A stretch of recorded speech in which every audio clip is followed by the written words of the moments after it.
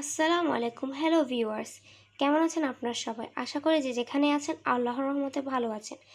আজকে আরেকটি রেসিপি নিয়ে উপস্থিত হয়ে গেলাম। আজকের রেসিপিতে আছে কোরাল মাছের তরকারি। আমি এখানে একটি কোরাল মাছের কয়েকটা টুকরা নিয়ে নিয়েছি। টুকরাগুলি ভালো করে পরিষ্কার করে পানি ঝরিয়ে নিয়েছি। এখন আমি এখানে লবণ, হলুদ দিয়ে মেখে ভেজে নিব। এখন দিয়ে দেব পরিমাণ মতো লবণ।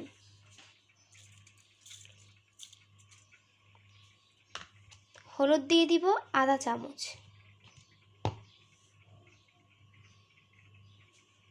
দিয়ে দিব টেস্ট বাড়ানোর জন্য একটু মরিচ।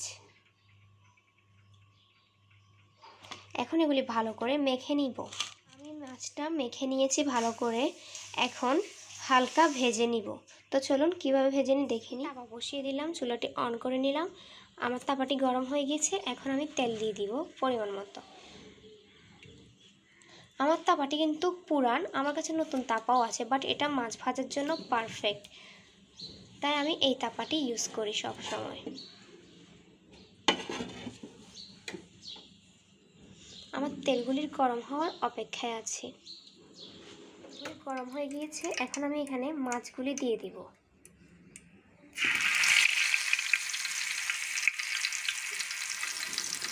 এক এক করে এভাবে করে সবগুলি মাছ দিয়ে দিব। আমি এখানে সবগুলি মাছ দিয়ে দিচ্ছি। এখন হালকাভাবে উল্টে পাল্টে ভেজে নিব। ভেজে নেওয়ার পর দেখাচ্ছি।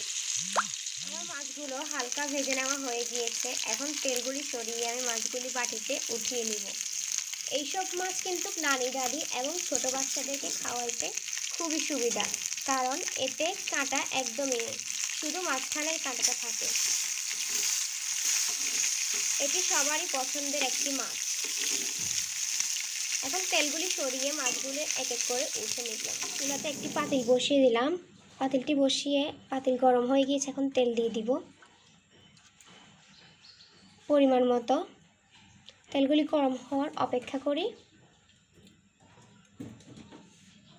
তেলগুলো গরম হয়ে গিয়েছে, এখন দিয়ে দিব পেঁয়াজ কুচি।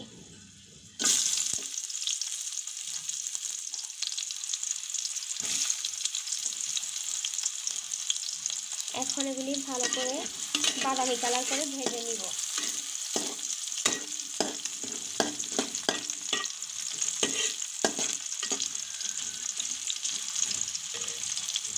আমার পেঁয়াজগুলো বাদামি কালার হয়ে এসেছে, এখন আমি দিয়ে দিব রসুন বাটা 1 চা চামচ আর টমেটো কুচি।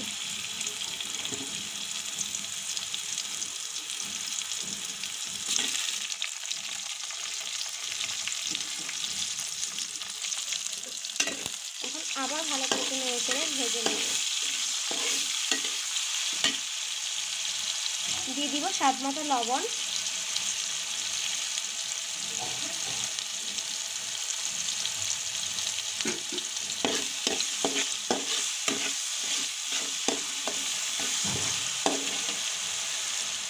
এখন এক এক করে মশলার গুঁড়োগুলি দিয়ে দিব।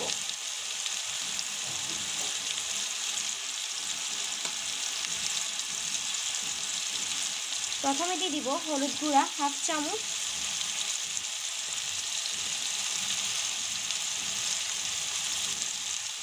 মরিচ গুঁড়া দিয়ে দিব 1 চামচ, জিরা ধনিয়ার গুঁড়া দিয়ে দিব 1 চামচ,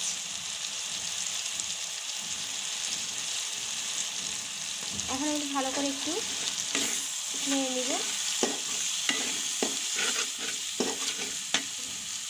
সামান্য পরিমাণ কষানোর জন্য পানি দিয়ে দিব।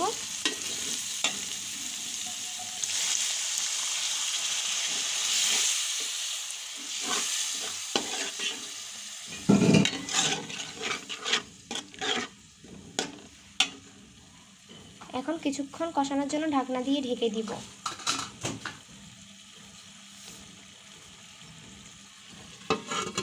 ঢাকনাটি উঠিয়ে দেখব আমার মশলাটি একদম কষানো হয়ে গিয়েছে, মশলার উপরে তেল চলে এসেছে। এইসব রান্না বেশ আর কম সবাই পারেন, তবু আমি দেখালাম আর কি। অনেক ব্যাচেলার ভাইয়ারা আছেন রান্নার ঝামেলা এসব রান্না করতে পারেন না, তাদের সুবিধার জন্য আমি রান্নার রেসিপি দেখালাম।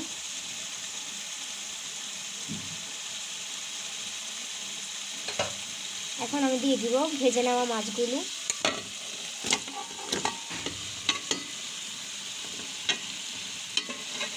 কোরাল মাছ ভাজতে বা রান্না করতে একটু সাবধানে রান্না করবেন, কারণ এটা পাটে পাটে খুলে যাওয়ার সম্ভাবনা থেকে যায়।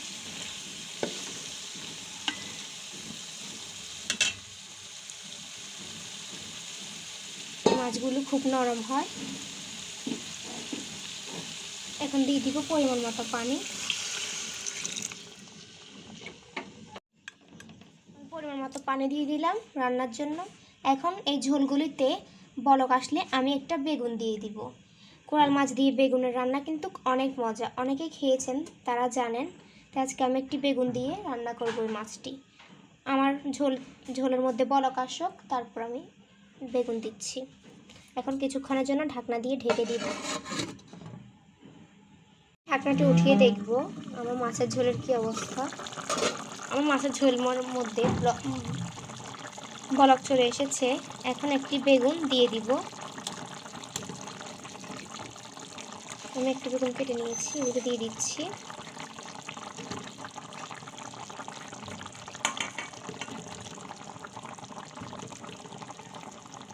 বেগুনটি বেশ বড় ছিল, তাই অনেকগুলো পিস হয়ে গেছে।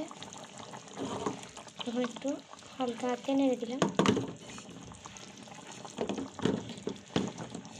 এখন 10 মিনিটের জন্য ঢাকনা দিয়ে ঢেকে আবার রান্না করব।